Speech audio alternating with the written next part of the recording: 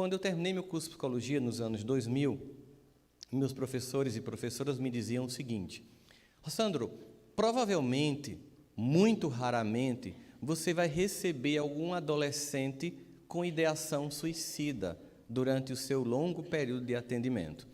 E talvez nunca você vai receber uma criança com um pensamento suicida. De 11 anos para cá, com o surgimento do smartphone, as redes sociais e as comparações de curtidas que cessaram há alguma semana, criou-se uma epidemia mundial de suicídio infanto-juvenil. O ano passado, em números redondos, para que a gente possa ter ideia do impacto desse sentimento de autoflagelo, de autodestruição, em números redondos, o ano passado morreram mais de 70 milhões de seres humanos do planeta, de todas as formas imagináveis de morte. Mas apenas 1% dessa população morreu por causa de consequências da violência, seja guerras, violência urbana ou ataques terroristas. Em número redondo, 700 mil pessoas, 500 mil por violência urbana, mais ou menos 197 mil por guerras e 3 mil por consequências de atitudes terroristas. 700 mil, 1% da mortandade total do ano passado. O ano passado, 1 milhão de pessoas tirou a própria vida e se matou, e 25 milhões de pessoas tentou fazer isso mais de uma vez no ano passado. Estatisticamente, se eu colocasse um gráfico aqui em PowerPoint, vocês iam perceber que é mais fácil perder um filho no quarto do que numa rua em Bagdá. É mais fácil perder um filho no quarto do que comprando crack na periferia de qualquer cidade brasileira.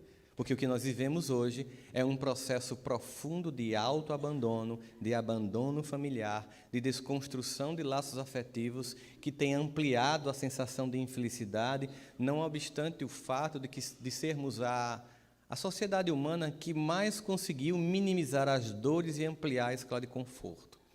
Apesar de toda a ideia de tragédia, as pesquisas e as evidências de vários pesquisadores, como Yuval Harari e outros tantos, que estão escrevendo muito proficuamente sobre esses esquemas e toda a estrutura da sociedade humana, o mundo, apesar da sensação que nós temos, só melhora a cada ano. Eu termino essa parte e pergunto: vocês concordam com o que acabei de dizer?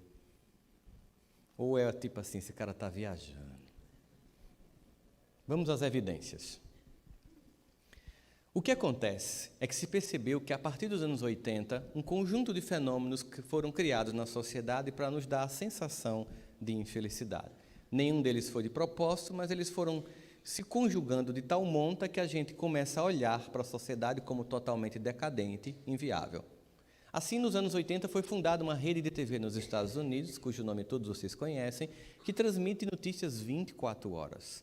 Essa rede de TV inspirou redes congêneres ao redor do mundo que transmitem notícias 24 horas. E se percebeu muito rapidamente que nenhum país consegue ter notícias únicas e exclusivas produzidas durante 24 horas. Assim, para alimentar essas redes de notícias, surgiram agências de notícias que capturam e colecionam a desgraça humana para nos oferecer no café da manhã.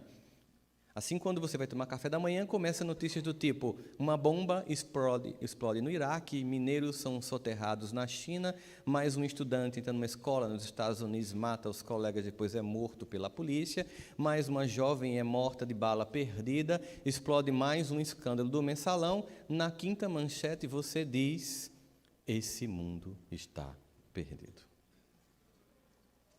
Não obstante o fato de que o que define um final de semana não necessariamente é a coletânea da desgraça que aconteceu. Possa ser que numa segunda de manhã, nas rádios de Porto Alegre, os radialistas, especialmente aqueles que transmitem a parte policial do final de semana, que eu já percebi que eles têm a mesma voz em qualquer lugar do Brasil, igual aquelas jovens que falam de atendimento em lojas como C&A, né, Riachuelo, fazem caixa livre. Vocês já ouviram? Elas treinam. Não é fácil conseguir dizer caixa livre. Tem um treinamento para aquilo. E eu acho que o indivíduo que transmite rádio de manhã, ele faz um curso que eles fazem assim: final de semana sangrento na grande Porto Alegre. Aí começa a falar de tudo de ruim que aconteceu. Estava eu em São Paulo, fazendo uma palestra, quando o pessoal da rádio ligou para mim e disse: nós acabamos de transmitir 3 notícias muito ruins, gostaríamos de saber se você pode entrar ao vivo, eu estava no aeroporto, para que a gente possa alentar os ouvintes. Eu disse: tudo bem, Nós estamos aqui com o Rossandro, que vai entrar com a gente ao vivo depois dessas 3 notícias, né? História desse amigo que levou o amigo para um acampamento e esfaqueou, dessa mãe que deu 22 facadas numa filha menor e desse jovem que foi morto por engano. Rossandro, como essa sociedade pode ser desse jeito? Bola para tu ao vivo, milhões de ouvintes, e eu tenho que dizer que entendo completamente o fato que os meios de comunicação precisam noticiar as coisas que acontecem. No entanto, não acontecem somente tragédias. Eu sei que é muito chocante ouvir que uma mãe matou uma filha com 22 facadas, mas isso, para mim, não define a maternidade no Brasil. Para mim, a maternidade no Brasil não é definida por uma mãe que dá 20 facadas numa filha, mas por milhões de mães do Brasil que levariam diariamente 20 facadas para salvar a própria filha. Para mim, não se define amizade no Brasil por alguém que leva um amigo, engana-o e mata-o dentro de um evento, mas pelos muitos amigos sem os quais nossa vida não seriam como são, mais leves. Essa família que a gente escolhe, que é a dos amigos. Assim, a gente tem que entender que parte da infelicidade coletiva é fruto de um recorte equivocado da sociedade humana.